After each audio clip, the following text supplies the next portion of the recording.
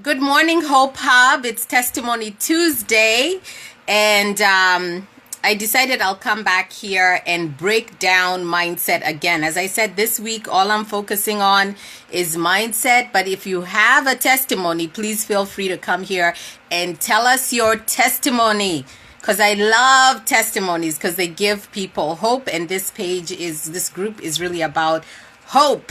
So if you're like me, you're at the end of the year and you're thinking about, okay, 2017 is almost done, and hopefully you're still plugging away at goals that you had from the beginning of the year.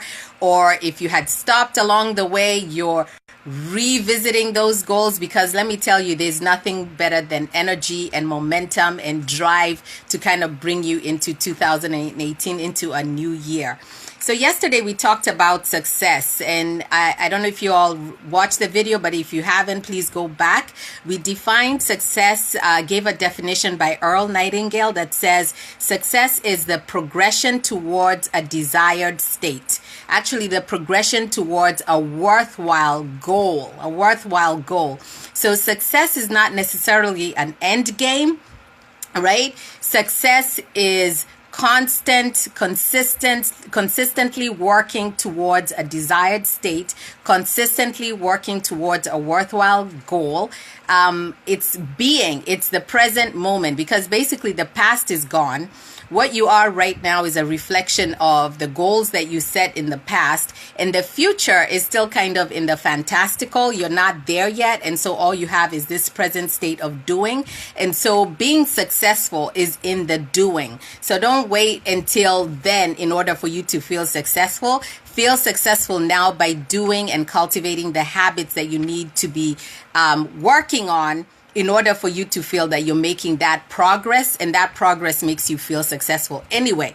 So does that make sense? So I'm actually doing T25 in the house. That's why I'm sitting here looking like I'm about to pass out, because I just did Shaun T T25 Gamma Cardio 3.0 that almost killed me.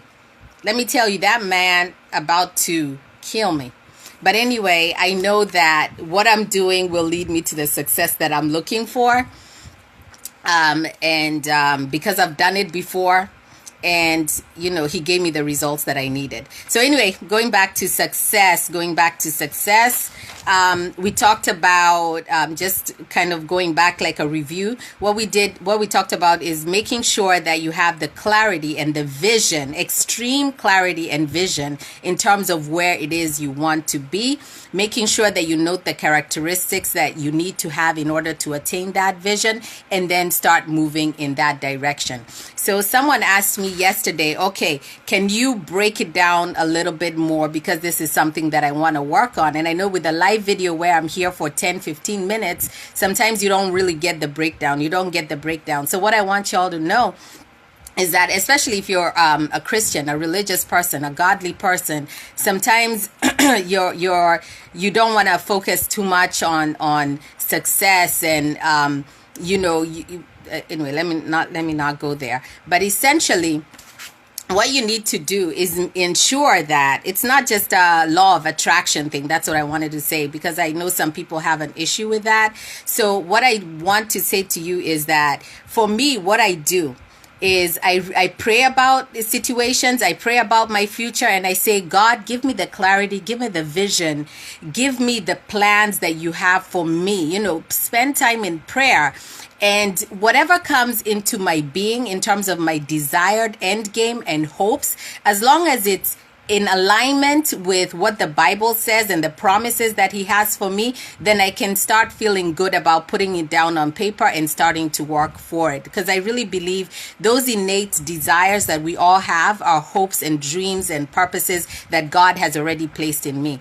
So in terms of success, and in terms of looking at it from a godly perspective as well as just a practical perspective, start off with visualizing your ideal life. Visualizing your ideal life. What does that mean? If you had no limitations, if you had no thought for what you would eat, drink, or get what provision you needed, what would your ideal life look like? If you had no limits, if you're not looking at, oh my God, the economy, oh my God, the kids are still in the nest, oh my God, I don't have the right education, I'm not happy right now, my spouse is just messing with my head mentally, I'm still waiting for the right conditions, I'm waiting for money, I'm waiting for my boss to change, I don't have the right job, the right career. If you don't have any of those societal and issues, and my health is not right, what would your ideal life look like? So you look at all the structures of your life. So let's start with your business, your work, and your career. So you take that and you break it down. If your business, your work, and career were perfect, they were ideal, what would you be doing? What sort of company would you be working for? What would the organizational culture be? What would your coworkers be like? Who would you be working with? And especially, what would you be doing more of, and what would you be doing less of? What kind of value add would you be adding into that company structure?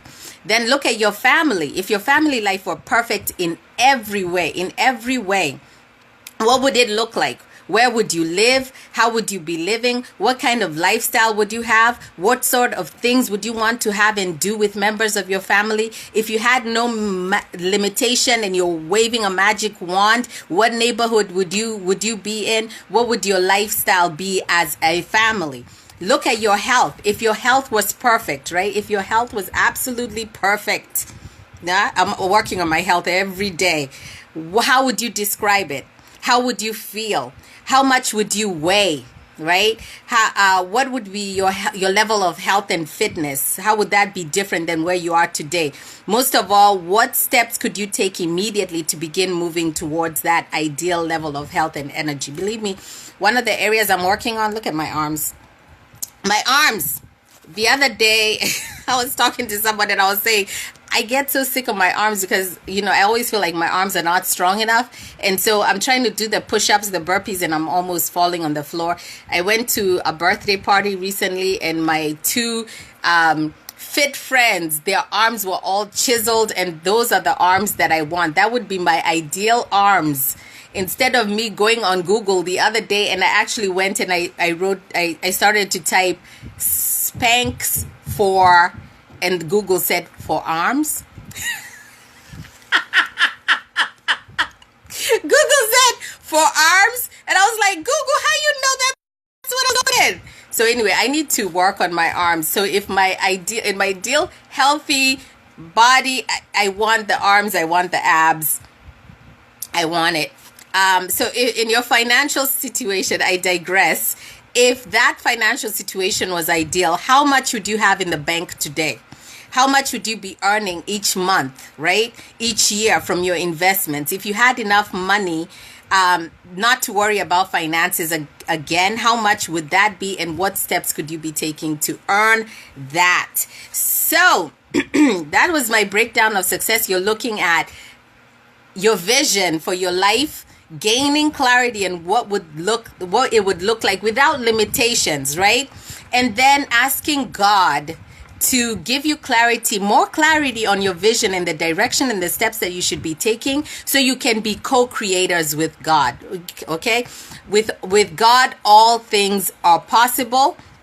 And he will give you the strength to pursue your vision. And remember, without a vision, the people fail, right? So that being said, what did I want to say? The other thing that we talked about yesterday is you don't have to look within yourself for the answers. Look around you in terms of the people that you believe are successful, right? So one of the people that I look at in terms of success is Barack Obama.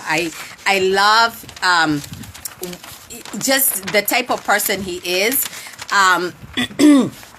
And you can tell that his success just did not come overnight. There were certain habits. There's a way he carries himself in the world that has led him to that success, right? So all the things that he is, he was before he became president. So when you've listened to Michelle Obama talk about her husband, she talks about his mind, his heart, his relationship with her, how he carries himself in the workplace, how he carries himself in creativity, in play. When you talk to people who work around him, they'll talk about his values, his character, his integrity.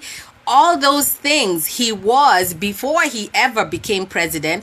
And so those are the things that were innate in him, or he cultivated, that were part of that container and energy and momentum that led him to that end state of being a successful, awesome president. Of course, I love Barack Obama.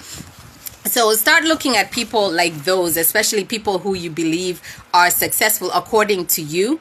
And what are those habits? What are those ways of I have a fan here, so everything is blowing in the fan. What are those habits of doing that they already embrace, right? What are they doing every day? What are their friends and family relationships? How do they spend quality time? How are they in their fitness? How are they in their abundance? What do they value? Do they wake up early? Do they work out? Are they fit? You know, all those things. And if so, success leaves clues, right? So that's why you have all these Napoleon Hill books and Grow and Rich, Grow and Be Rich. What is that word? That's that book. Anyway, Think and Grow Rich. Think and Grow Rich talks about all the successful people that Napoleon Hill interviewed and the habits that they had. And he details it out. So you don't even have to figure it out for yourself. There's so many success clues from people and from autobiographies that you can read. But what I want to start doing today, and what I challenge you to start doing today, is start thinking of your vision and your goals and what that end state looks like. Will you be, for me, I feel like if I have that end state or that vision that I have, I will be more creative. I will be more joyful. I will be more peaceful. I will be more spontaneous. I will be more outgoing, right? So I start feeling those things within myself and I start cultivating them now. So before I go, let me read you a quote real quick. And this is from Brian Tracy. And I thought this was awesome, and it was a wake-up call. Huh? T25. Yeah, I was doing T25. Okay, yes.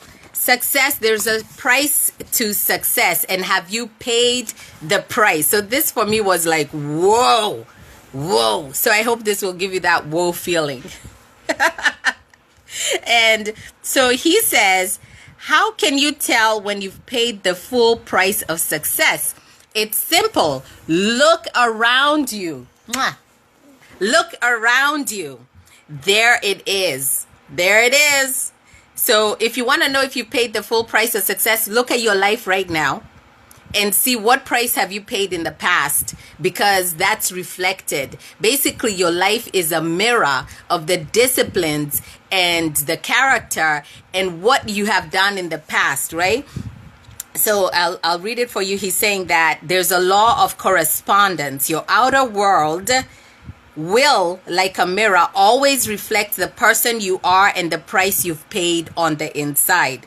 And he also says this, which was, I think it was from Zig Ziglar. He says that success, however you define it, is not like a restaurant where you pay after you've enjoyed your meal.